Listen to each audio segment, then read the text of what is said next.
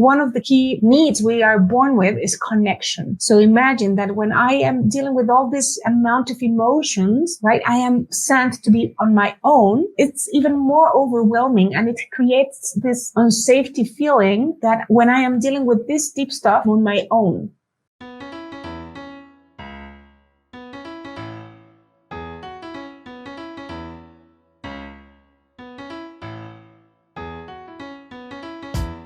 "83% of Americans identify as not very happy, which can hold you back and negatively affect your relationships and your business. On this podcast, we discuss the proven steps to happiness so you can restore balance and rekindle your joy."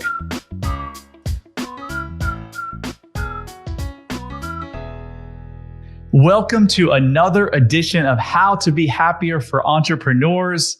I'm always excited, but I love parenting and relationships. We're going to talk a lot about that today with our guest, Michelle. Michelle, how are you today? Hello, Brad. I'm very happy to be here. Thank you for having me. Oh, you're so welcome. So we always just jump right into the meat of our conversations, right? So my question to you, Michelle, is how can parenting lead one to heal their inner child and find more happiness in life? Wow, what a great question. So I think we've all heard many, many times that like our kids are our best teachers. And for me, for many years, that meant something. But now that I am a mother and I've been dealing with parenting and having kids that are so different to me, it started getting more sense and gaining more meaning on why they are really our teachers. And the way I see it is that also our kids allow us to see what we need to work on ourselves, where our triggers are, where our wounds are, where we are stable, what makes us happy, what anguishes us. So by allowing them to give us that information, by allowing ourselves as well to feel those emotions, we get information all the time about not only about them, but about who we are, what we need to still work on. So for me, they are my best mirror to know what I need to work on. And you know, I'm an RTT therapist as well. And when I work with people, I can see how when they work around things that have to do with their kids, how they are really mirroring what they need to work as well. So I think that's one of the key things about this topic. So you mentioned RTT. For those of you who are like, what the heck is RTT? If you want to figure it or find out more information, go to bradchandler.com/RTT, and there's a short video. It's actually where Michelle and I met, about a year and a half ago in Los Angeles. Yeah. So loved your answer. Let's get a little more granular. I asked my daughter to unload the dishwasher 3 times and she doesn't. And I get really angry at her and I yell at her. What does that show me about myself? What could I learn from that event? Because that was Brad of the past. Absolutely. So kids tend to trigger us. Our kids tend to trigger us. And what's a trigger? I think we should begin with that. A trigger is something that is happening in the moment, in the present, that brings an emotion from the past, right? So what happens that sometimes we believe that as parents, our kids are brought to our lives so they can follow our instructions, so they can meet our needs, so they can be who we believe they should be. And then we realize that it's the other way around, right? They came here to be who they are. If we allow that to happen, that could be the best thing we can do. And, of course, what gets triggered is something, as you were saying, from Brad from the past, but not only the Brad from that moment, but the Brad from childhood. So, right, sometimes the one that is responding, the one that is being triggered or having these feelings is that inner child. So sometimes what we see is that our clients are having behaviors that bring those memories to us. We don't see the memories, but we have the feelings from the past. And if we are not aware enough, if we are not willing to see what that creates in us, we will only put it on them, right? So, and we sometimes lose of sight that they are kids or teenagers, just being kids or teenagers, right? And we put all these expectations on them sometimes, and we want them to be our presentation cards, right? We believe that if they are well behaved, perfectly, hair perfectly done. That talks about us. But then we miss aside that they are here to be like independent people with unique personalities, with unique points of view. So it's a game that we have to be playing all the time on whatever is triggering me from my child is talking about me as well, not only about them. And we should be able to regulate not only their emotions, but sometimes our own inner child's emotions. So are you telling me that when I'm mad at my daughter for not unloading the dishwasher, it has nothing to do with the dishwasher? So yeah, it could be, but why does it make you mad? Because, right, you get angry at some point because something is triggering you. Maybe it's because you want to feel heard and seen and acknowledged more than what it's talking about the dishwasher, if that makes sense, right? Because if you were detached from emotion, from feelings there, maybe it was not your child, your daughter, but it was somebody else. You would say, okay, please, I'm going to give you a couple of instructions and I need you to just follow them, but without this emotion involved. Why our daughters, our sons trigger us? It's because we are connected emotionally to what they do, and we apply and we put some meaning to their actions that in regards to us, if that makes sense. So if she's not loading the dishwasher, it's because she's not recognizing me. I'm just making this up, right? But maybe it's the feeling inside.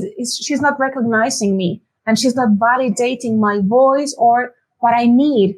So we make it so personal, but sometimes it's not. Sometimes it becomes, because that's how we get into this vicious circle, or it can be a virtuous circle as well.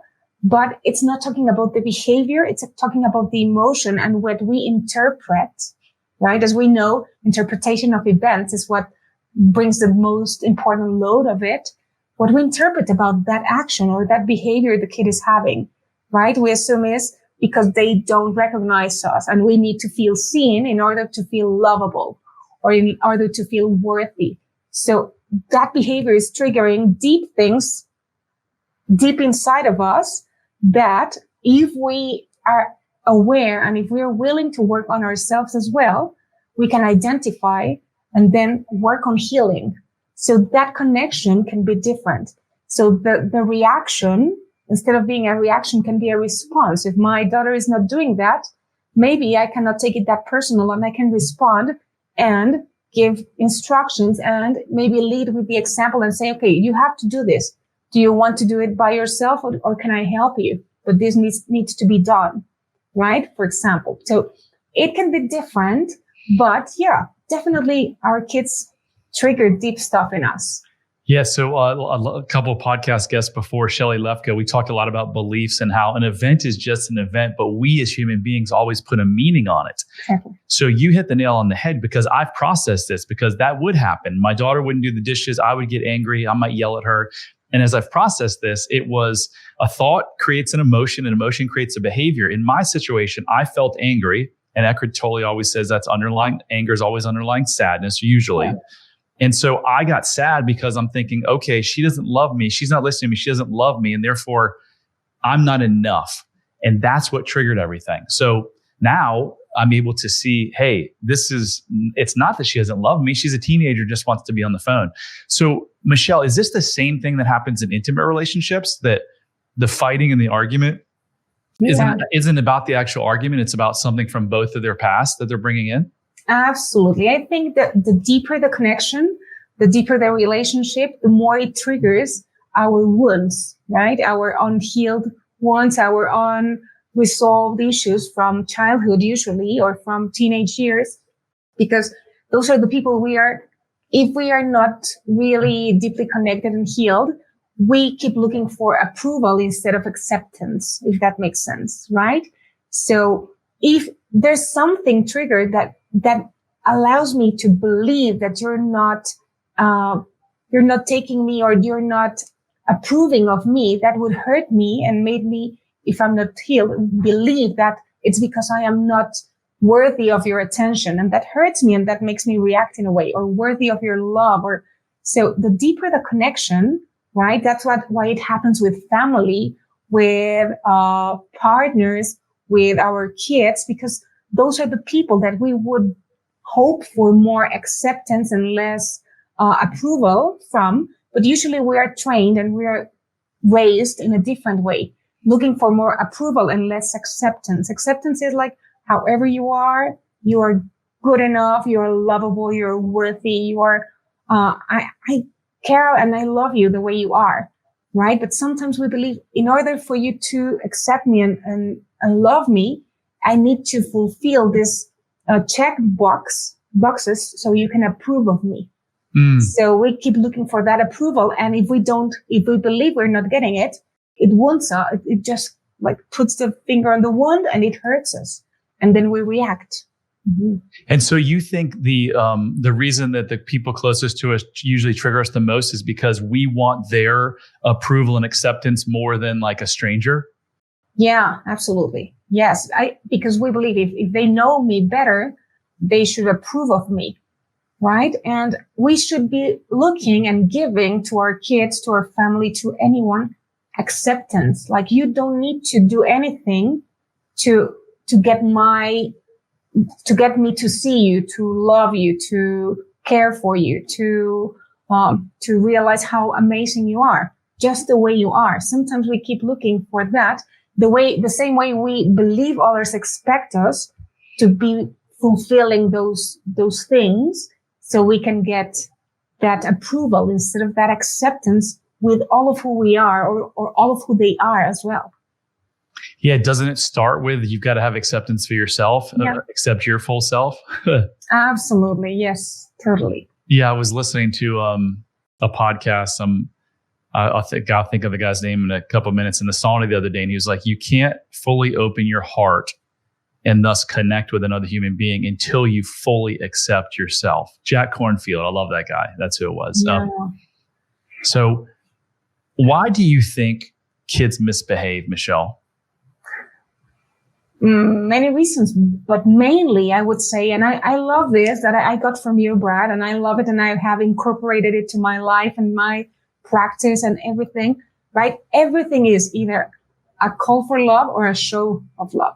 So why is my kid misbehaving? It's asking for my love. It's asking to be seen. It's asking to be connecting. Like, he's asking for your connection.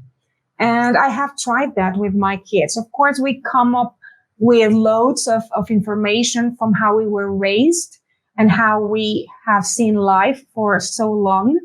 And I remember one of the persons I love to follow, it's Dr. Shefali Sabari, who has this conscious parenting approach, and I love it. And I remember like having my daughter, which is the eldest one, like she was little and she was a bit challenging and she was so different to me. And I felt like I have to be putting limits all the time. And this is a yes and this is a no, because I believe I have to be molding her and forming her.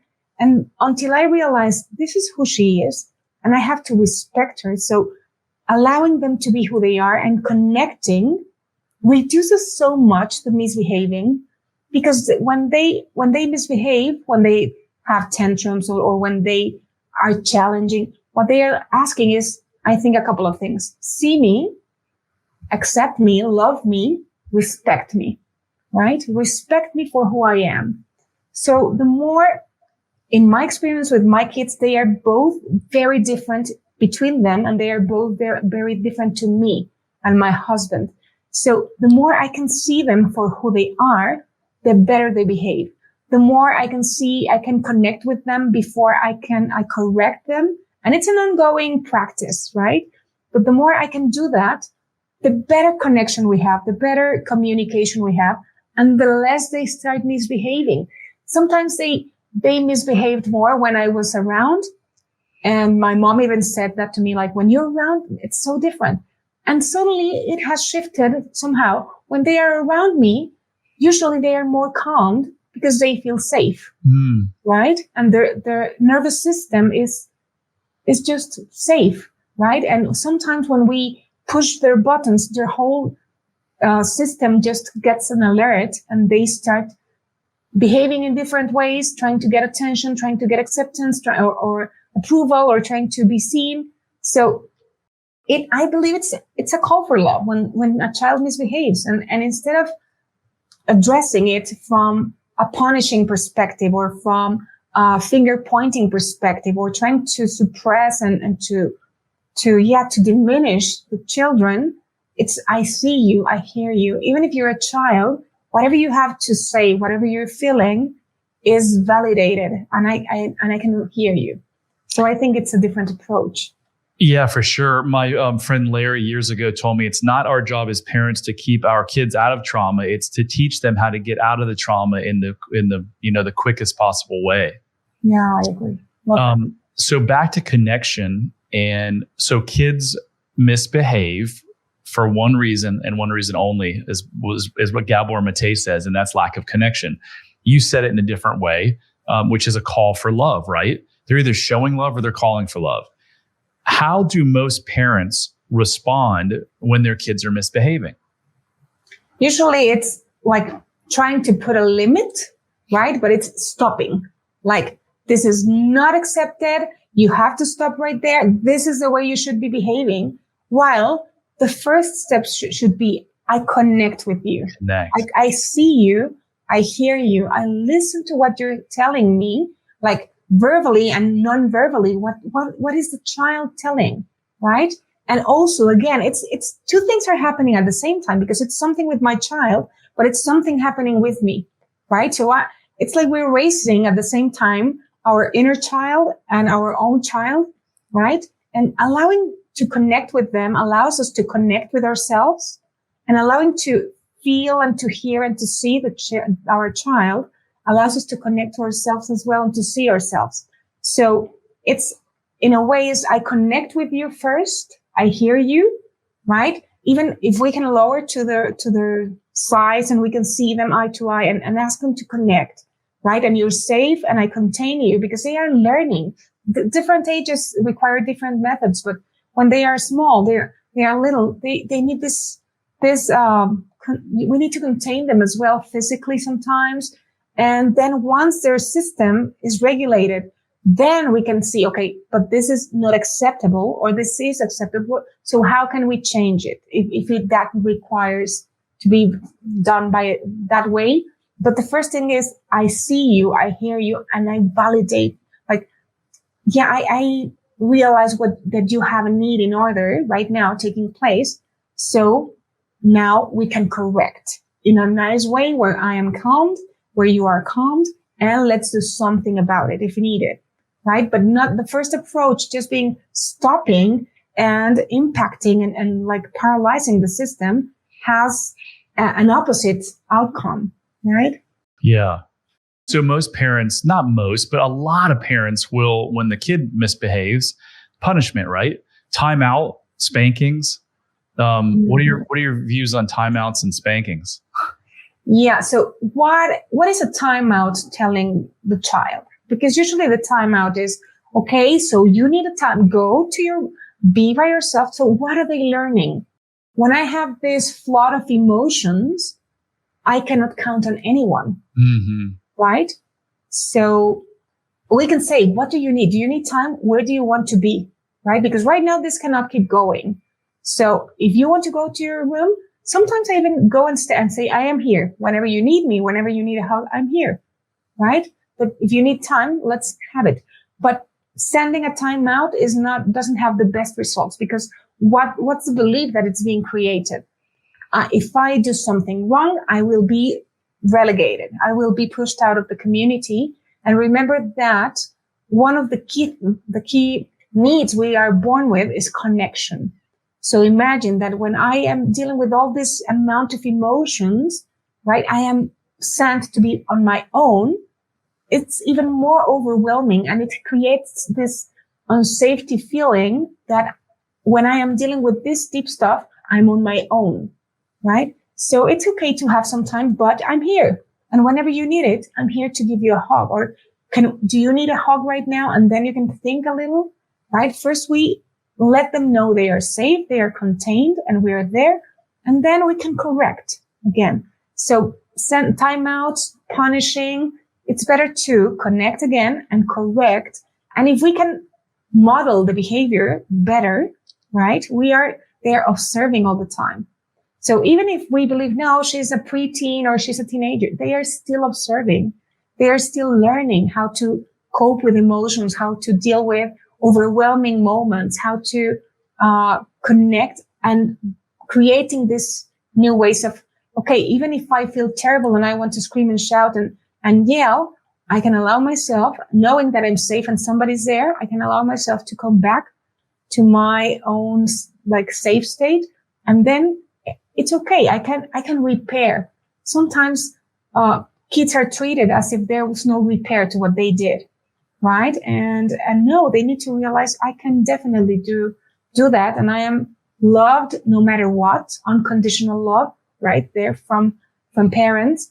And the more we do it, connecting it with healing our own inner child, the more we do it for our children, we are allowing our inner child to know it as well, to feel it as well, right? To realize, okay, maybe I was not raised like this, but if I am able to do this as an adult for my kids, that means that I also deserve it. So it's a healing process as well. So the child is misbehaving because they feel disconnected. And then what so many parents do is either put them in timeout or spank them, which is further disconnecting them. Mm-hmm. I have a healer friend who told me a story about he was working with an adult that had a lot of issues as an adult. And when he took him back to childhood, when his parents would put him in timeout or shut him in his room for 5 or 10 minutes, children don't know the concept of time. So that child literally had the thought that, are my parents ever coming back? Am I going to stay in this room and die? And people may laugh at that, but I know with the hundreds of people you and I have helped, it's a real thing. Like you don't need to be locked in a cage or something or sexually abused to have issues that cause major issues as an adult, right? Mm-hmm. And this is an example, like sending a kid to his room, he or she may be like, I don't know when I'm ever going to get out of here. So yeah. And here something interesting happens. Like, I don't know if I will ever be taken out of here. And also, if they sent me here, right? Usually the belief formed and the feeling is because they don't love me, right? Mm-hmm. And that just stays in that subconscious level, and it just grows with you. And then you start connecting in life and with people through that belief, right? If my parents didn't love me, who will ever love me? So then you are walking around with a shield, trying to protect yourself or not connecting in a deep way. And so these little things that seem so simple, like, oh, I just sent him to his room and I said, you're that terrible kid, or you shouldn't do that. Oh, no, it doesn't have a deep effect. No, it does. It does. So it's this awareness and this, this conscious of the impact our words and our behaviors and our actions have in our kids, right? And that it's tough, but what we do will really make an imprint in them for life. What do you currently do regarding working with the parent-child connection with clients? So the main technique I use now with clients is RTT, as you know. And there are a couple of tools that are really, really deep to help heal the inner child. So one of those tools is, okay, go for that child and allow that younger version of yourself, allow them to see that your life is different now, right? That whatever they were experiencing, because what happens is that when a child experiences some emotional issues, then we become adults that emotionally still live in that moment, in that state, in those beliefs. So what we want to do is, in that subconscious level, bring the child and say, guess what? That's not your reality anymore. This is your reality now. And we show them what they didn't have before, right? If the child was lacking safety, you show them safety. If the child was lacking love or connection, you show them the love and connection they have now. Because if you realize, sometimes we see people that are adults with families, and they have a husband or a wife, and they have children, and they have a good life, but inside they still feel this loneliness. They still feel this hurt, this pain. It's not the adult feeling that. It's a child. So we work with the child and we show them, this is your reality now, right? another tool that it's very, very powerful is becoming like working for the child with the child, and the adult that you are now becomes the parent for this child, right? It's called reparenting, and there are many books around it because it's so powerful. So you're reparenting yourself to give yourself the love and whatever you didn't get, whatever those needs weren't met as a child, you can give those needs as an adult. Exactly. You as the adult you are now are meeting the needs of that child. So of course the inner child sounds very metaphoric, but it's very real, right? And it lives and resides in you, and it needs healing and love and attention and to be heard as well, right? We connect through intuition with our inner child. So yeah, you are meeting the needs of that child that it's you, right? Your previous version, but still alive, let's say, and you're meeting those needs. So emotionally, as an adult, you stop looking for other adults to keep fulfilling those needs, right? That's why we see sometimes adults that are looking for someone to protect me. I need someone to let me know that I am lovable. Because if those needs were not met as a child, the mind keeps longing for them. So then we become adults looking for somebody to fulfill them.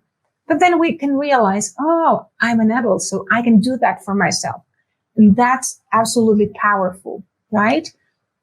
So most people who are suffering are really just like adults or 6-year-olds inside of adult bodies, aren't they? Absolutely. Absolutely. That's why sometimes it doesn't make sense, right? I think you've seen it, Chandler, Brad, and I also have seen it with a lot of my clients that they say, it doesn't make sense. Like for my logic mind, it doesn't make sense why I am feeling this way because my life doesn't match my internal emotions and my feelings and how I behave, right? But it's not the adult feeling that, it's the inner child.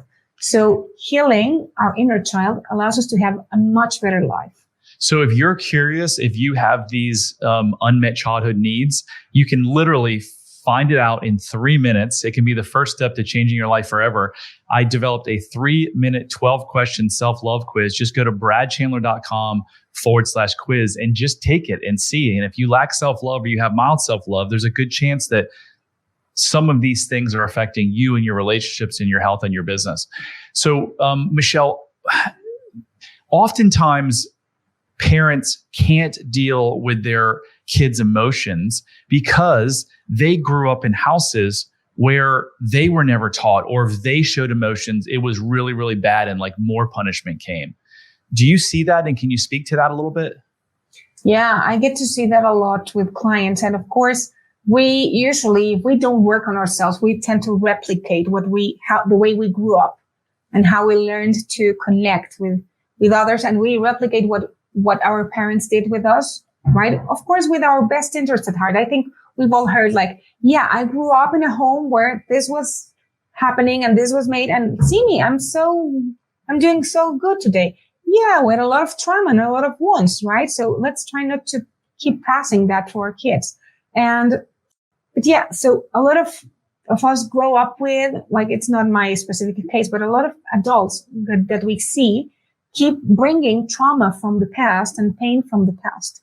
So I think the step number 1 is realizing that, and realizing that there can be a better way of living and feeling and connecting to yourself and connecting to your kids and your partner in life and your family, right? Because the one who reacts to things and to situations is the inner child. So the more we heal it, the more we can have a better relationship with our mom, with our dad, with our siblings, with our partner, with our kids. So it's first of all realizing I can have a better life, right? Sometimes I see this hopelessness, like this is just how life is. So why even bother? And the truth is that no, you can really have a better life and feel and see life in a different way. So this probably takes years to fix, doesn't it? No, depending. If you go to an RTT session, it's impressive. It's impressive how quickly that happens and how much healing you can get in one session, in 2 sessions, right? Because it's just diving into the subconscious mind and working with with the deep stuff, not with the superficial part. How many of your clients have been to therapy for decades and then come to you and in a couple of sessions are like, this is incredible. I can't believe what you did. And to help me, it helped me more in 2 sessions than 20 years of therapy. Do you hear that much? Absolutely. It's impressive. It still amazes me because I've had many clients that come to therapy sometimes and say, Michelle, I want to work on this issue. I've been in therapy for 5-7 years. I know what this is about, but I want to try this. And then we just dive into the subconscious mind. We have a deep, profound session. And then they realize, okay, I've been working 5 or 7 years in the wrong matter, right? I was just moving things and diving into things that were not really the root cause of this issue. So in 1 session, sometimes in 2 sessions, sometimes it's a life-changing experience for them. And it's just amazing. Yeah. Like years of therapy versus 1 month of life-changing process, 2 months of life-changing processes. And you've seen this because you've been involved with RTT and all the coach. I mean, you've seen this not just a couple of times, thousands of times. Yeah.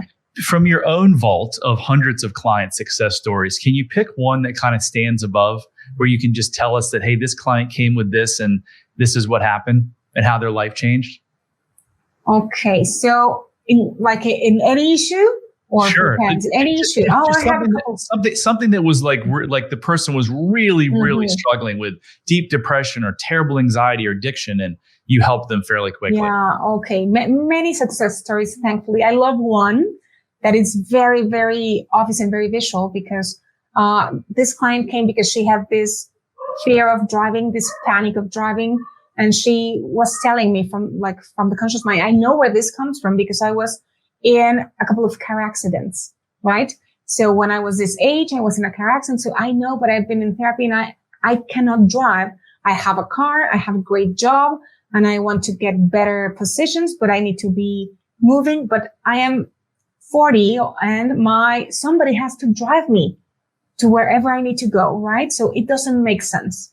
So then we did the session and she was on therapy. She did many, many things. And then on the session, everything that she realized is that the moments where she got to have attention were in the car while somebody was driving her, right? So realizing I'm in the car and my mom is looking at me and she's paying attention and she's smiling and I'm connecting, right? Because she's driving and I'm in the co-pilot seat, right?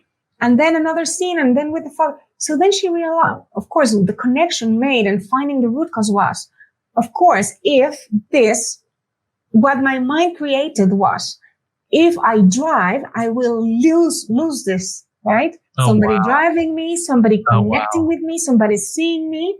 But then she realized, yeah, but I'm an adult. If I want to connect with my mom, I can go and have a cup of coffee and I can call her and I'm not a child anymore. I can drive being by myself. I can sing. I can enjoy that moment on my own. And that connection can come in another way. So a couple of hours after the session, after 40 years or 20 years of not driving, right? Since she had a car, she called me, Michelle, I'm driving. And then a couple of weeks after, Michelle, I'm driving on the highway. I'm like, it just clicked, right? We found the real reason. We transformed it. And then the superficial part, the symptom disappears. Wow. With anxiety, it happens amazingly as well. Like sometimes it's like, it's just the way I am. And then you get to the bottom of it. And it's the belief that I'm not safe, or if I am myself, I will not be loved. And then you transform that. And the symptom that in this case was the anxiety just starts dissipating, or I cannot be myself. So when you install in the subconscious mind, self-love, self-connection, lovability, realizing that the way they are is perfect, that it's not about perfection, it's about progression. When those things change inside from within, the symptom doesn't have a reason to exist. So yeah, every session is amazing. One of probably the most amazing things that RTT taught me was that our subconscious mind knows the source of all of our problems. And again, you and I have seen this hundreds and hundreds of times. Mm-hmm. We present the problem in a hypnotic, relaxed state so that the client can focus on their subconscious mind. and boom, like it just comes. They're like, oh, this is the reason. And I mean, this is partly why I'm so passionate about it and I'm so fascinated and interested in this, is because we have billions of people on this planet that are suffering mightily with addiction and weight issues and terrible relationships and health. And their mind knows exactly the source of their problem, but it's doing it to protect it from something that it thinks is real, but it isn't real because it was the story, like you said, that they brought forward from their childhood. That to me, this is why I have this podcast. This is why I'm talking to you. I want everyone to know that if you're suffering, it's not your fault. And there is a reason you're suffering, and it's because you're trying to protect yourself, and your subconscious mind knows exactly what it's doing and actually wants you where it wants you. But there's a better way that, like you said, in a couple of sessions, everything can change in your life. So I know that's why you do the work too. So it's quite amazing. It's amazing. Yeah. And what they find as well is that the answer is within. Sometimes the world and all the information we get is that we have to be seeking for the change outside. We're seeking for the help. And once I realize, okay, the answers that you were saying are inside of me, the change has to come from within. It's so much easier and so simple because, and the change just feels natural because you are changing. You're not putting that effort to transform things. You're just changing from within by changing the way you feel about things, the things you believe, how you see life, how you can connect.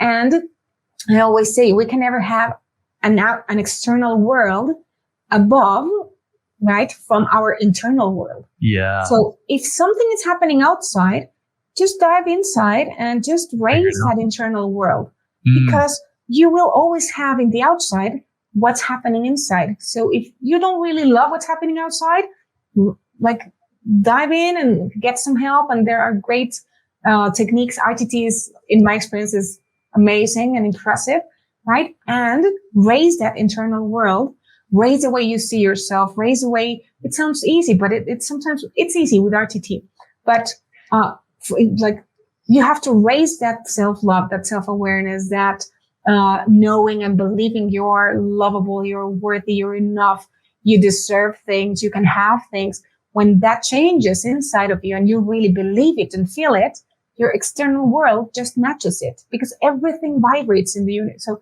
it's a vibration thing. So you raise your vibration, you raise the way you feel, believe, think, and act, and your world transforms. My world transformed. And it's crazy how everything kind of just works out for me now. And I think it's because my vibration has risen. And instead of looking at the world as a scary, negative place, I look at it as this beautiful place full of opportunity. Yeah. 2 questions as we close. How do people get in touch with you? And what do you think has been your greatest life lesson? So how do people get in touch with me? You can contact me on Instagram at Michelle y Daniela. It's in Spanish. Michelle y Daniela Parlange. Or if you wanted to contact me on WhatsApp, my phone number would be 52 55 35 65 9851. And one of the key things I've experienced, I'm sorry, what was the last question? Well, first of all, that's a long number. I'm pretty impressed that you remember that. And I translated it in the moment. What's been your greatest life lesson to date?